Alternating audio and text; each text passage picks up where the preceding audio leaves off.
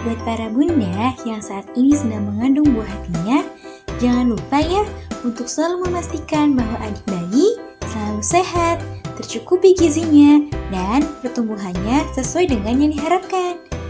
Namun, bunda juga harus tahu tanda-tanda jika adik bayi dalam kandungan sedang bermasalah atau kurang sehat, Buns. Pelajari yuk, apa saja tanda-tanda janin bermasalah. Semakin cepat bunda mengetahui tanda-tandanya, semakin cepat pula janin dalam kandungan dapat diselamatkan. Berikut disampaikan 7 tanda janin bermasalah.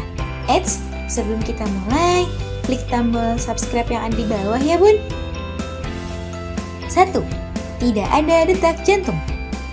Detak jantung bayi pada kandungan memang baru bisa bunda rasakan di kehamilan umur 10 minggu. Detak jantung si kecil akan terasa seperti denyutan kecil dalam perut bunda.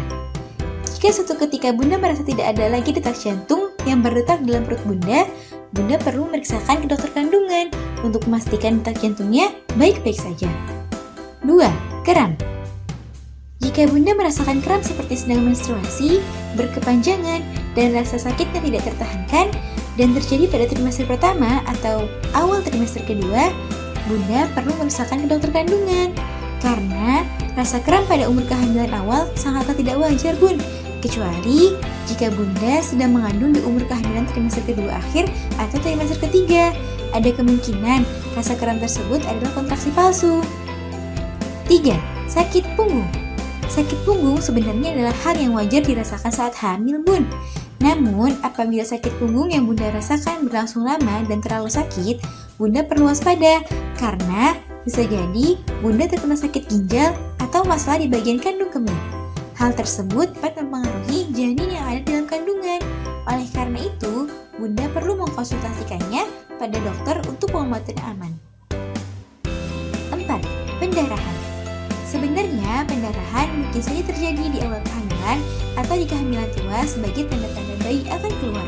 Namun, apabila pendarahan yang keluar cukup banyak, menimbulkan rasa sakit, dan terjadi di pertengahan kehamilan, bunda harus segera cepat ke dokter untuk memeriksakan kandungannya ya bun.